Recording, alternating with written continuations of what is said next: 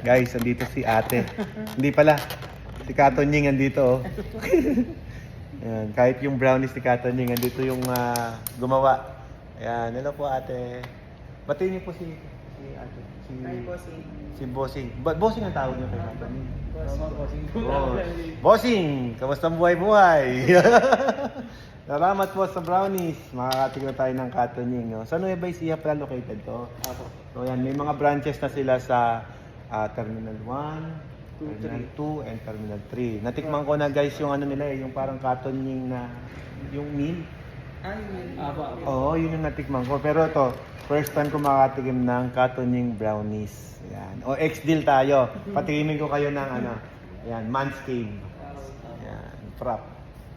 Right, so soon to open Watermax sa Nueva Ecija. Pwede bang isama sila? Apo. Hi. Ayun o. Bunso, wag na si Bunso. Mahihain. Sino ang kamukha ni Bunso? Si Katonying. Bossing. Ayan. Bunso nyo, no? Ayan, guys. So, water station in Nueva Ecija. Katonying.